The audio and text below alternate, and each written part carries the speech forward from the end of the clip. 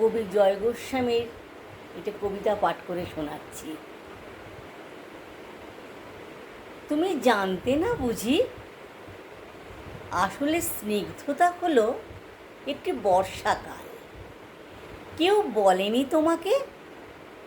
সে এমনই এক বর্ষাকাল যে নিজের ইচ্ছে মতো সারা বছর ভেসে বেড়াতে পারে, ভেসে বেড়ায় আকাশে।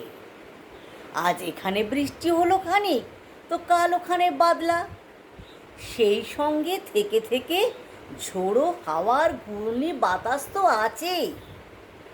আমি চোখ বন্ধ করলেই দেখতে পাই। যেই বৃষ্টি শুরু হলো অমনি বাচ্চারা সব হাঁপ ছাড়িয়ে ছুট লাগালো মাঠে ঘাটে।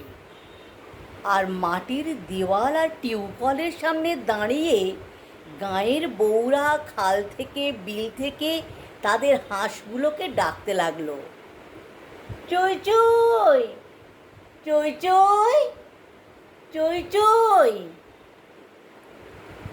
আজ থেকে প্রায় 1 শতাব্দী আগের বাংলায় তোমার এক বাল্যসখী তোমাকে চই চই বলে ডাকতো আর খেপাতো।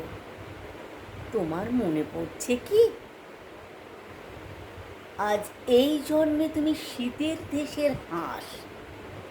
কোন সরোবর থেকে কোথায়, কোন সরোবরে সাঁতার কাটতে যাও। সমুদ্রের পর সমুদ্র পেরিয়ে উড়ে চলো কত দূর দূর সেই সব দেশ। কিন্তু এবার এই জন্মেও একজন তোমাকে তোমার সে 100 বছর আগেকার ডাক নাম ধরে ডাকছে, খুব নিঃশব্দে, চই চই, চই চই, চই চই। তুমি বোধহয় কিচ্ছুই শুনতে পাচ্ছ না, তাই না?